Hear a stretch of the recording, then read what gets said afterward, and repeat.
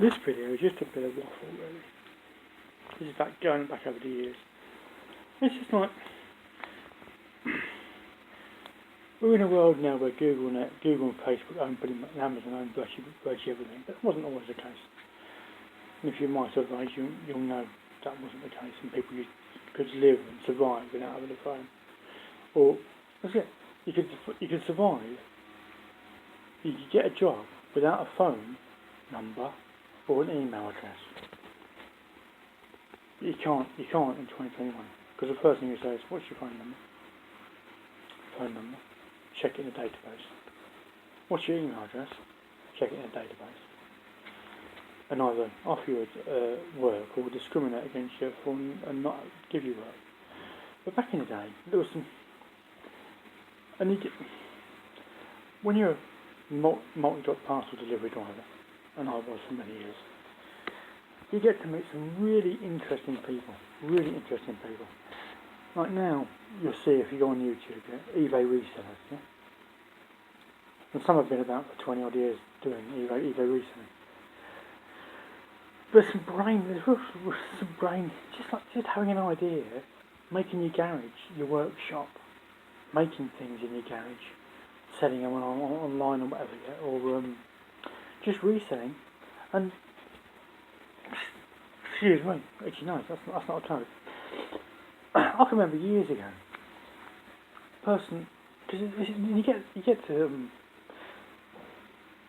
find out these sort of things when you actually. What will usually happen if you're a multi-drop?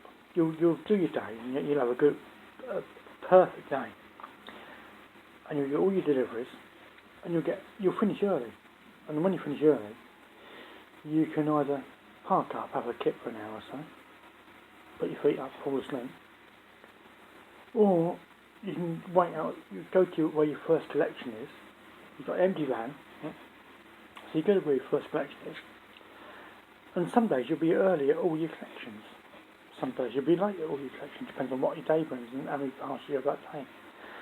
And when you're on one of those days you're early, you know, I'll go to my first collection, and they say, "God, you're early," and they say, "I can give us 10 minutes." And you think, yeah. And you almost like make it says, "Oh, do I have to?" Yeah, all right then. And they say, "Oh, we'll make you a cup of coffee," and they bring out some coffee and biscuits and like, yeah. And then you just have a chat with them for 10 minutes, yeah. And you're sort of you're watching how they. Like I've made videos on parcel delivery, and you watch people how they pack things and how quickly they do. Like, well, they've got an order on their computer, and they go, "Oh, they just say, oh, this order's just come in. I just need 5 minutes." And you see if they're using recycled boxes or they're using brand new. They've made their own boxes that are suitable. Packaging, how they package the parcels, and straight away prints off the label, whatever. But back in the day, I said this guy used to sell print. It's going back many years, right? What's it going back? 2 decades, something like that? 20 years ago, something like that. The guy used to sell printer cartridges online, so he could talk to you straight away. I got into your nose, but he could talk to you about someone used to find out, so I need to reorder my printer cartridges or whatever, yeah? And you just talk them through, and they say this and that. There's nothing he didn't know about printer cartridges. And this is going back 20 odd years ago, with a computer with the headset on, so he's actually walking around a wireless headset 20 years ago, or so, whatever it is, I don't know. Walking around, and only a little, and it's like, and he's got, it's almost like half the size of a bedroom. It's all his office, that's all it was. In like little shoe boxes, little, yeah, all the stock and whatever, and he gets it all labelled up. And you just pick it out. Yeah, this is the one, yeah, that's fine, yeah, that's fine, and it's paid and whatever, yeah, that'll be it. And you just go through the order, and he just picks the order, sits on the computer, quick type the label out, puts the label on one of these little parcel jiffy bag things, yeah, puts it in packaging, yeah, wrapping, put it in a parcel jiffy bag thing, put the printer label on it, done. And that's all he's doing. It's just all day long. It's just like orders coming in. But people are now doing that from their garages, like eBay reselling, whatever, yeah. This guy was doing it 20 odd years ago. And it's just interesting to watch other people, how they've actually decided to have an idea and make it work, and that's how they earn their living by doing that.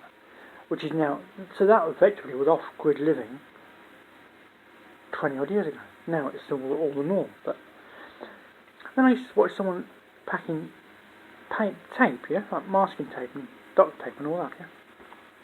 Computer pod.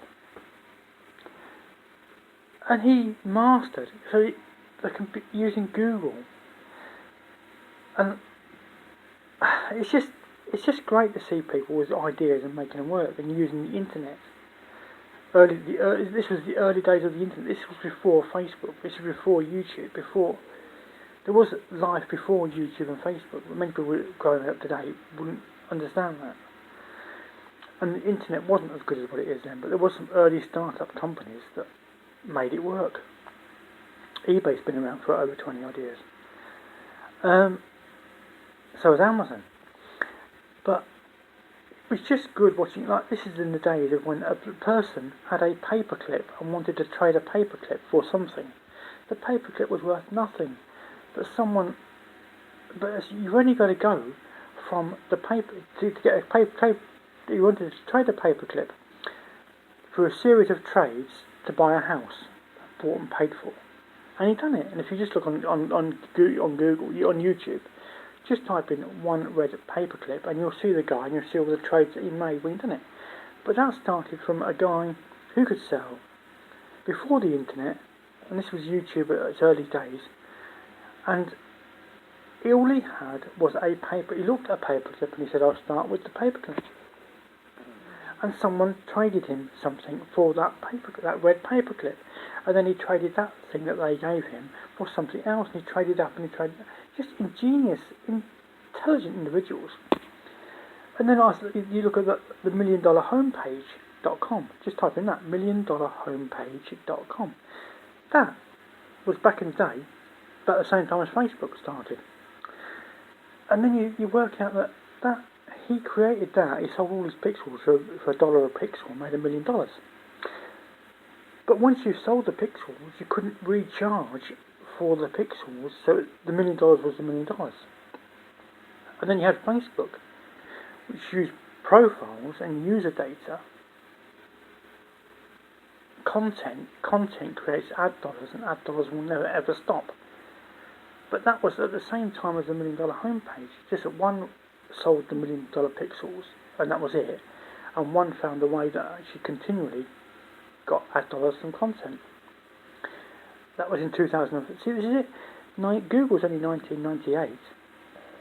YouTube is 2005. Facebook is 2004. And like now, the tech startups all the time. But this is back in the day when it was at the start of the tech startups, pretty much. It was like that we know today. But I'm an ideas guy, so I've always been interested in that. Like in the UK, Screwfix, when Screwfix first started, they used to have a big box, an empty box with nothing but a catalogue, and delivering tools to building sites.